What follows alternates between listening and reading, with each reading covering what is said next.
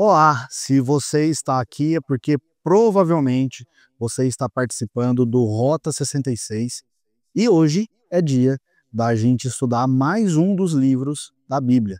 A proposta aqui não é de fazer um estudo aprofundado sobre o livro que nós falaremos, mas de maneira muito breve te incentivar e te dar mais argumentos para que você aprofunde os seus estudos sobre o livro. E o livro de hoje que nós falaremos é o livro de Romanos. Meu nome é Rafael Brasil e para mim é uma alegria muito grande estar aqui com vocês nesse dia para poder falar desse que, na minha visão, é o livro mais importante da Bíblia. E não só na minha visão.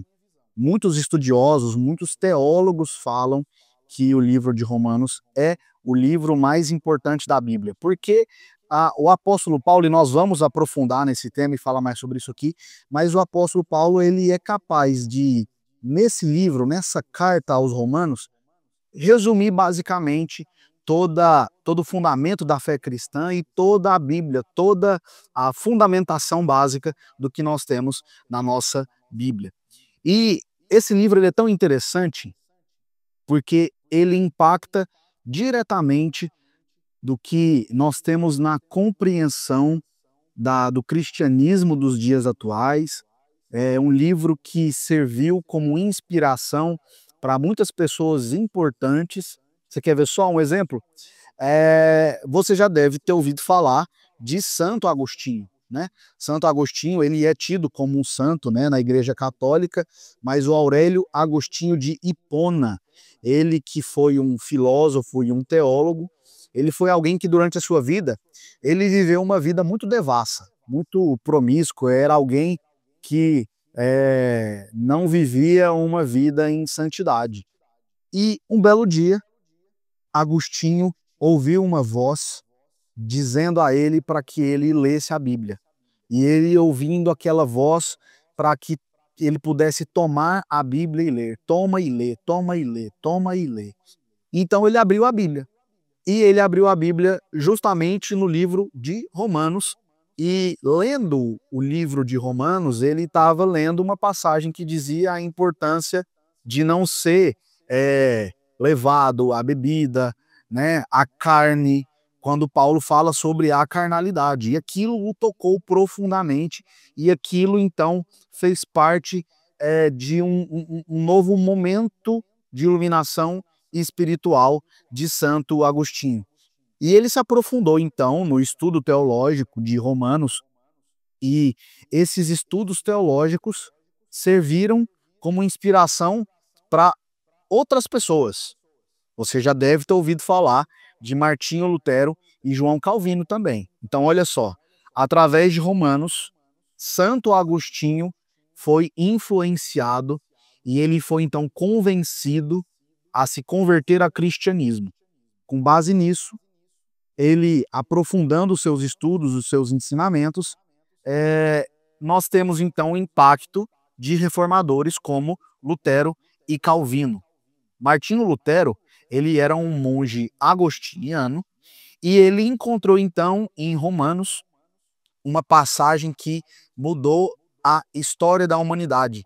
Ele lendo lá a carta de Paulo aos Romanos, logo no primeiro capítulo, quando fala que o justo viverá pela fé, e nós falaremos sobre isso de maneira mais aprofundada daqui a pouco, mas essa passagem serviu para que Martinho Lutero entendesse o que ele precisava fazer. E você sabe que Martinho Lutero, ele deu início ao movimento da Reforma Protestante, lá em 1517, com as 95 teses, na porta da igreja de Wittenberg. Então, tudo isso aconteceu porque Martinho Lutero estava estudando Romanos, inspirado inicialmente pela experiência vivida por Santo Agostinho. E aí, Martinho Lutero, então, ele escreveu um comentário sobre o livro de Romanos. Porque esse livro é um livro realmente tão importante, tão fascinante, que Lutero escreveu um estudo sobre o livro de Romanos.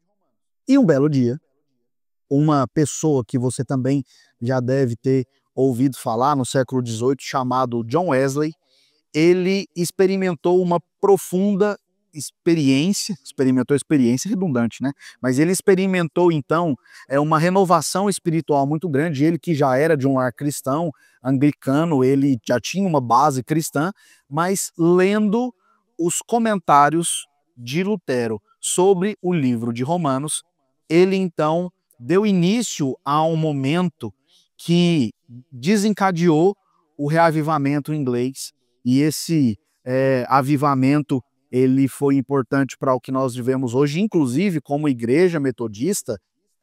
Ele foi importante para impedir tumultos sociais ali na Inglaterra, semelhante ao que aconteceu na Revolução Francesa. Então perceba que o livro de Romanos inspirou Santo Agostinho, que consequentemente inspirou Martinho Lutero, que era, por sua vez, um monge agostiniano.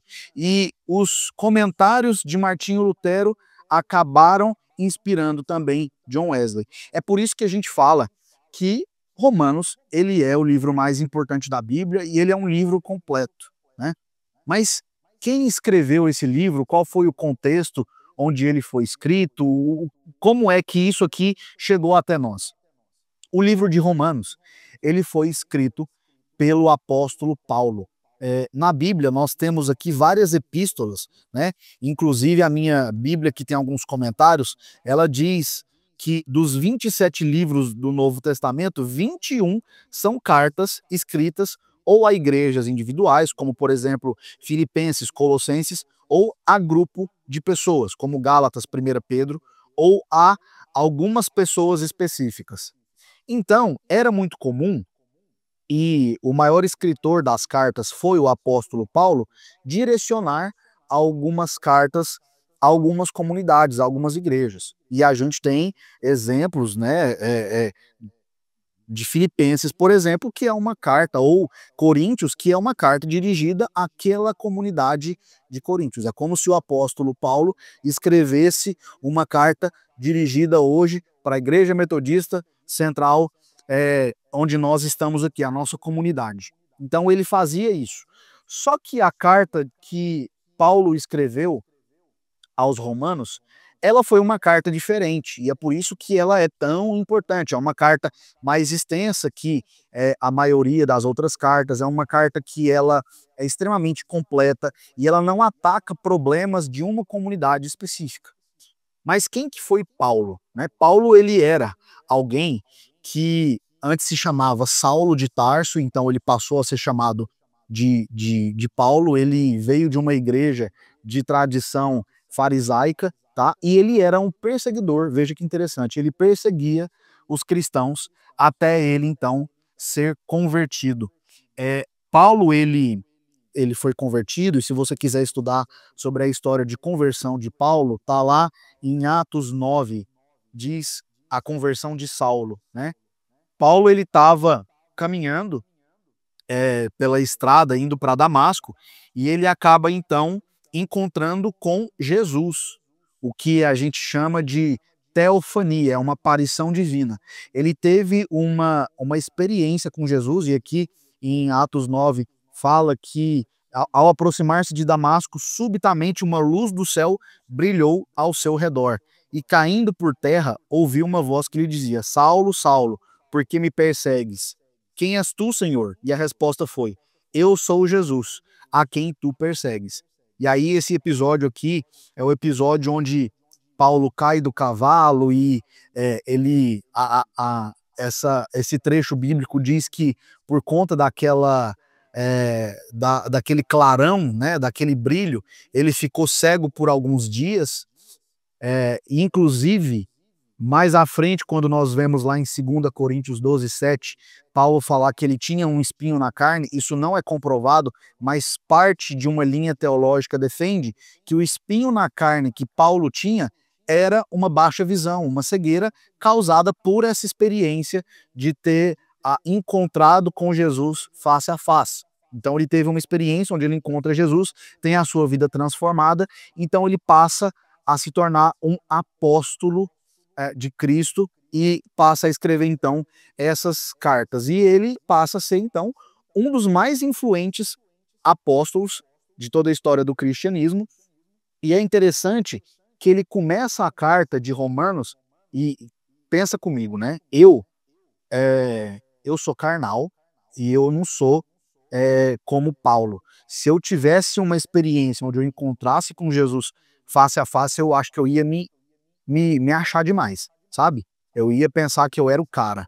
E aí, Romanos 1 começa dizendo: Paulo, servo de Jesus Cristo. Olha o nível de humildade que Paulo tem. Alguém que tinha encontrado com Jesus face a face, e ele então dizia que ele era servo de Jesus Cristo, chamado para ser apóstolo.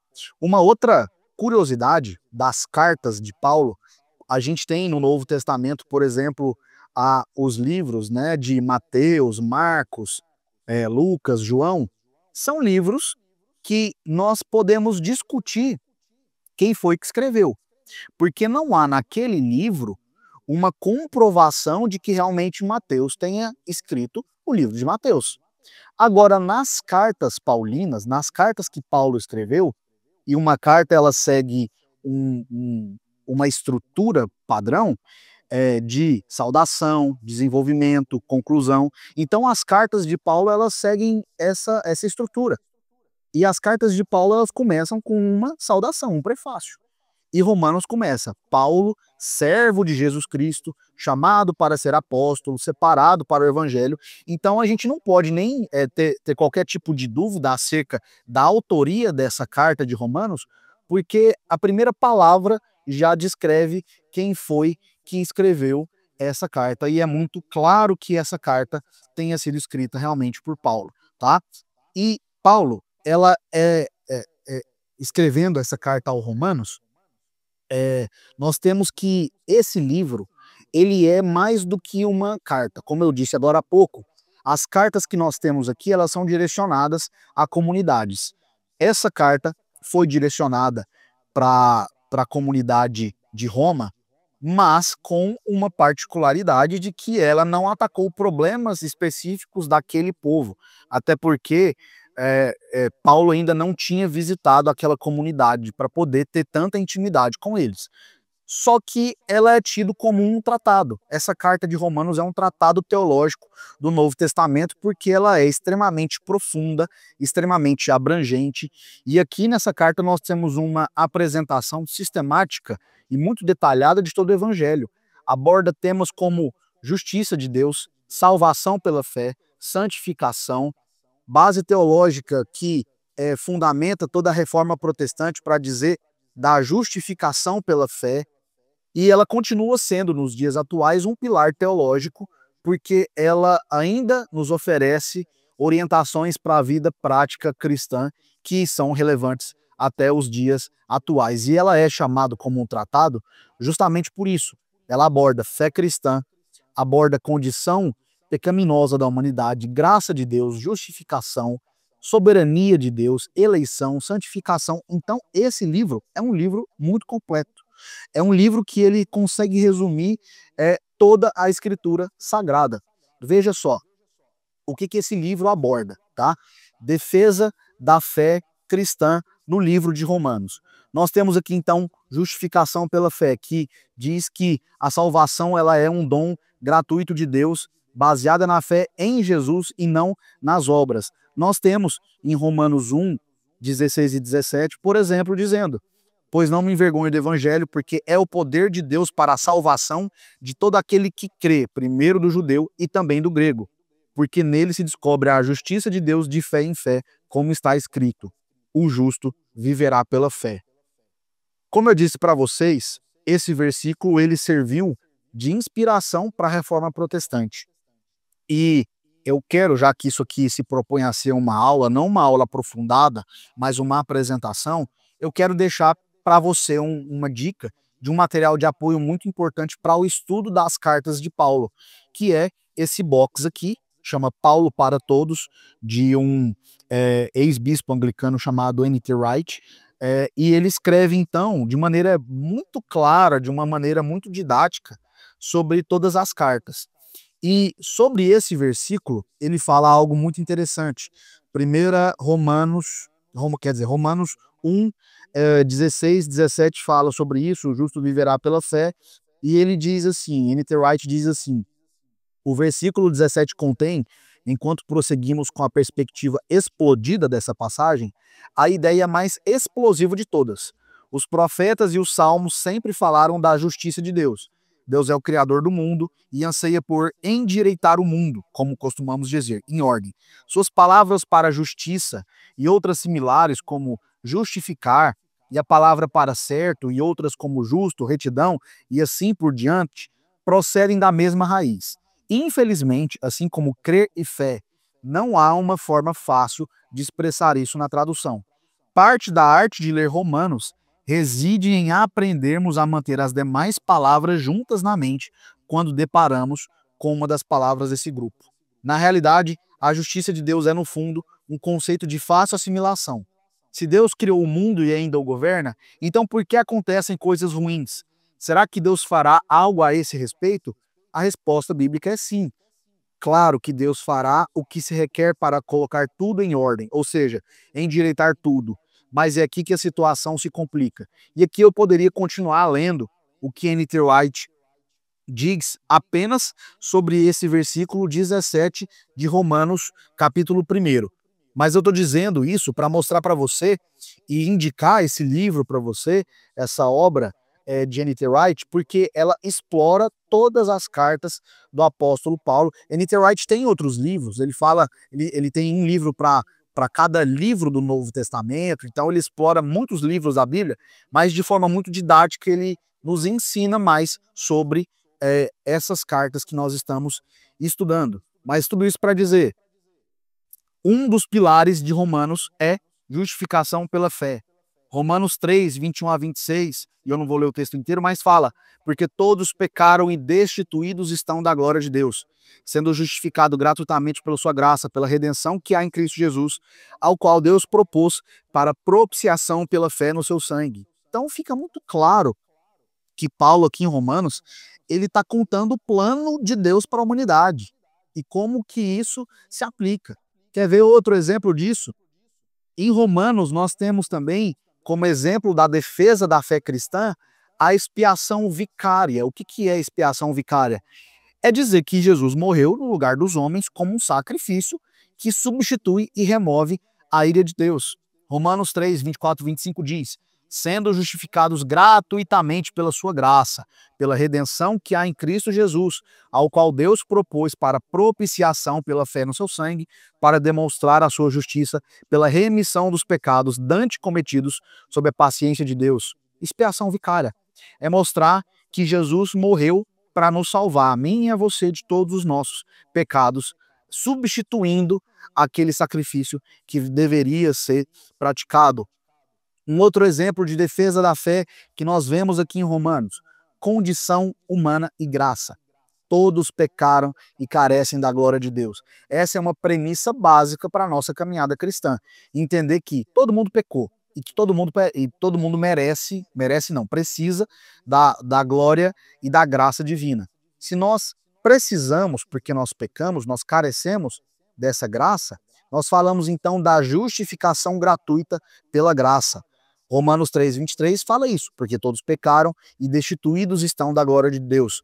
Romanos 6, 23 diz: porque o salário do pecado é a morte, mas o dom gratuito de Deus é a vida eterna por Cristo Jesus, nosso Senhor.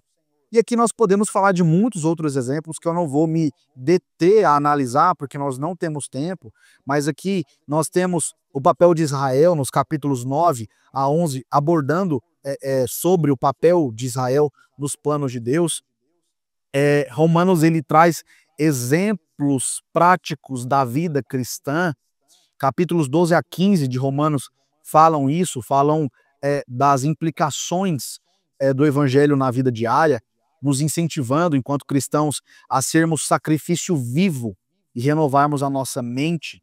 Então nós temos aqui Romanos 12, 1 a 2. Rogo-vos, pois, irmãos, pela compaixão de Deus, que apresenteis os vossos corpos em sacrifício vivo, santo e agradável a Deus, que é o vosso culto racional. E não sede conformados com este mundo, mas sede transformados pela renovação de vosso entendimento, para que experimenteis qual seja a boa, agradável e perfeita vontade de Deus. Como eu disse para vocês, Romanos ele é um livro muito completo. Aqui na minha Bíblia, que é uma Bíblia de estudos, ela divide todos os capítulos e fala o que cada um deles diz, né? Então, como eu disse para vocês, Romanos ele fala sobre a justiça de Deus para judeus e gentios, pecaminosidade universal da humanidade, justiça de Deus para a justificação, graça por meio da justiça. Deus demonstra a sua justiça nos judeus e nos gentios, justiça de Deus assimilada e expressa na vida de seu povo, os planos de Paulo e as saudações conclusivas, isso porque Paulo escreveu essa carta aos romanos, porque ele estava de passagem, ele iria a Roma, porque ele tinha uma missão muito importante para cumprir na Espanha, e ele passaria por Roma para levantar recursos financeiros para a obra que ele faria ali na Espanha. Então é um livro que o contexto histórico é muito importante. Por exemplo, os católicos dizem que Pedro é o primeiro pastor da igreja, o primeiro papa da igreja católica. Nós ouvimos isso tradicionalmente na história católica. Mas se assim o é, por que é que Paulo não fez nenhuma menção a Pedro no livro de Romanos? É ilógico.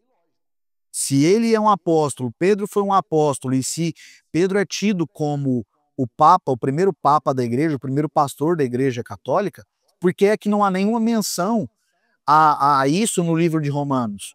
Isso é uma prova de que isso não é uma verdade. Pedro não foi o primeiro pastor ou o primeiro papa, como os católicos dizem. Eu tive a oportunidade de conhecer a Basílica de São Pedro Extramuros, em Roma, e conhecer mais sobre a história, onde a tradição diz, inclusive, que o corpo do apóstolo Paulo está ali enterrado, né? Tive a oportunidade de visitar ali o seu túmulo, e o contexto histórico dessa carta é muito importante e representativa.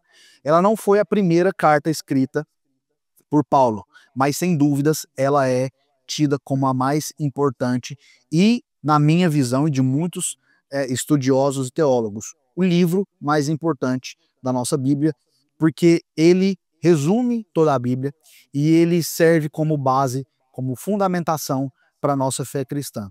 Com isso eu quero te incentivar a estudar esse livro, não só a ler cumprindo com o Rota 66, mas a estudar aprofundadamente, de maneira muito profunda, esse livro, porque ele vai servir como base, como pilar para a sua fé. E para te servir de apoio, novamente, fica a dica para que você então leia, que você compre. Esse box é um box muito barato, o acabamento dele é muito bem feito, é um livro muito simples.